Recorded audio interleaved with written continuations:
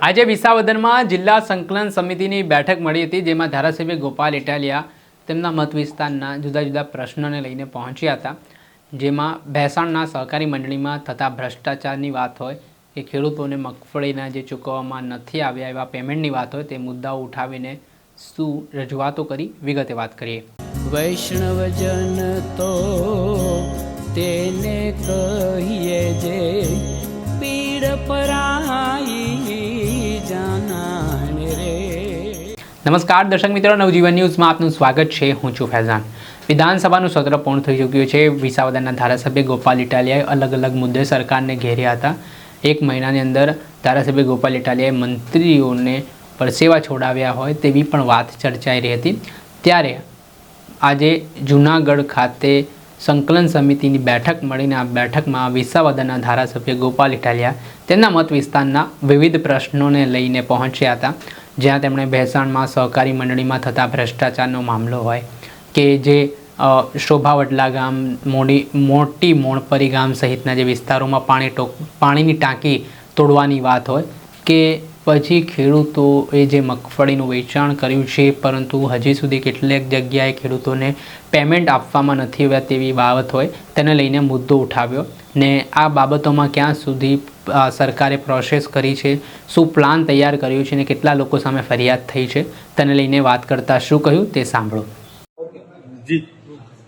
આજે જૂનાગઢ જિલ્લાના કલેક્ટરશ્રીની અધ્યક્ષતામાં જિલ્લા સંકલન સમિતિની બેઠક હતી અને વિધાનસભાનું સત્ર પૂરું થયા બાદ આ પ્રથમ વખત બેઠક થઈ રહી છે। આ મિટિંગની અંદર આજે મેં સૌથી પહેલા તો ભેસાણ તાલુકાની વિવિધ સહકારી મંડળીઓમાં જે ભ્રષ્ટાચાર થયો છે અને ગેરરીતિ થઈ છે એમાં મહત્વના 3-4 મુદ્દાઓ। એક કે જે ખેડૂતોને મોટું ધિરાણ મળવાપાત્ર જ નથી, એમના ખાતામાં મોટા રૂપિયા નાખી અને કરી લીધા છે, એની તપાસ ક્યાં પહોંચી એનો અપડેટ લીધી। FIR થઈ છે કેસ કોર્ટમાં ક્યાં પહોંચ્યો એની અપડેટ પર આજે ચર્ચા થઈ।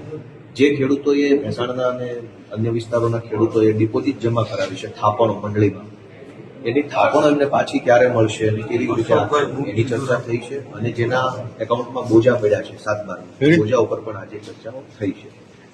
આ સિવાય અમારા વિસાવદરની અંદર મોટી મોણપરી, છેલણકા વગેરે ગામની, જામકા, કરિયા ગામની પાણીની ટાંકી તોડવાનો જે વર્ષોનો પેન્ડિંગ પ્રશ્ન છે એના ઉપર આજે ચર્ચા થઈ છે। શોભાવડલાથી બરડિયાનો રસ્તા બાબતની ચર્ચા થઈ છે। જીબીના અનેક પ્રશ્નો ઉપર આજે ચર્ચા થઈ છે। ખાસ કરીને ખેડૂતોએ ટેકાના ભાવમાં જે મગફળી વેચી છે એનું પેમેન્ટ અનેક ખેડૂતોને નથી આવ્યું, એ બાબતની પણ આજે મુદ્દાસર ચર્ચા રજૂઆત અહીંયા આજે થઈ છે। અમારા ભેસાણની અંદર અનેક વખત લાઇટ જવાના પ્રશ્નો બહુ મને મળ્યા છે કારખાનેદારો તરફથી, કેમ કે ભેસાણમાં હીરાના કારખાના, નાના મોટા બીજા ઉદ્યોગો, દુકાન વિસ્તાર છે, બધું શહેરી ટાઈપનો વિસ્તાર છે। લાઇટો વધારે ત્યાં જાય છે તો ત્યાં ટ્રાન્સફોર્મરોની સાઇઝ મોટી કરવામાં આવે છે, જૂના ટ્રાન્સફોર્મરો બદલીને, એ બાબતની પણ આજે ચર્ચાઓ થઈ છે। આ સિવાય જૂનાગઢથી ભેસાણનો જે રોડ વર્ષોથી જે હાવ કાચમાં ગતિએ બની રહ્યો છે એ બાબતે પણ માર્ગ મકાન વિભાગના અધિકારીઓ સાથે ચર્ચા સંવાદ થયો છે। કાલાવડ ગામમાં લીમધરા, કાલાવડ અને મોણિયા આ 3 ગામની અંદર ગ્રામ પંચાયતો નથી, એમાં કાલાવડની ગ્રામ પંચાયત તો 4 વર્ષથી બને છે, હજુ બની નથી રહી।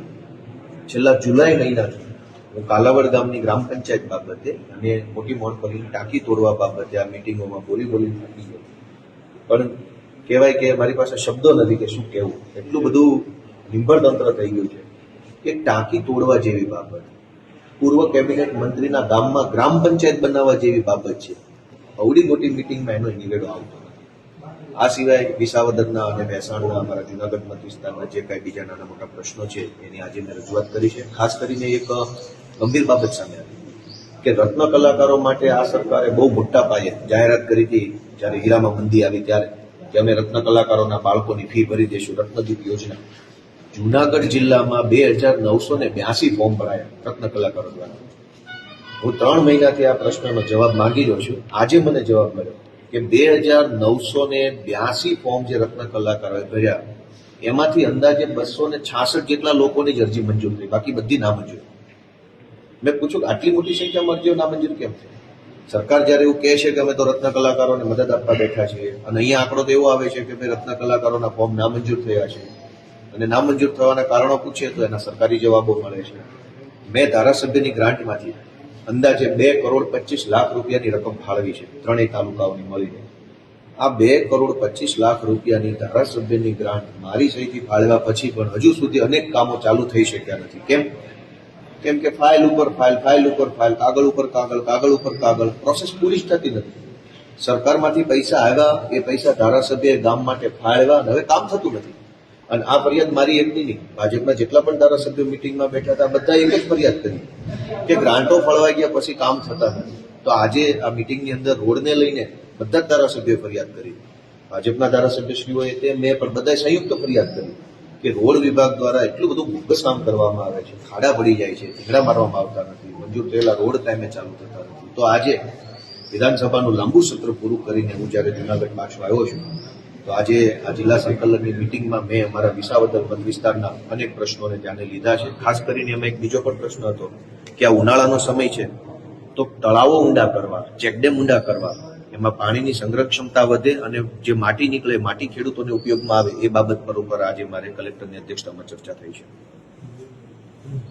આપણે સાંભળેલા વિસાવદરના ધારાસભ્ય ગોપાલ ઇટાલિયાને તેમણે જે પોતાના મત વિસ્તારના જે પ્રશ્ન છે, ખેડૂતોના જે પ્રશ્ન છે તેને લઈને હવે જિલ્લા કલેક્ટરને રજૂઆત કરી છે. ત્યારે હવે આગામી સમયમાં આજે કૌભાંડનો મામલો હોય કે પછી ટાંકી તોડવાનો પ્રશ્ન હોય કે પછી મગફળીમાં જે ખેડૂતોને નથી મળ્યા પેમેન્ટ તેની વાત હોય, તે મુદ્દે શું સમાધાન આવે છે તે આવનારો સમય બતાવશે. દર્શક મિત્રો, આવા જ વિડીયો જોવા માટે નવજીવન ન્યૂઝ જોતા રહો.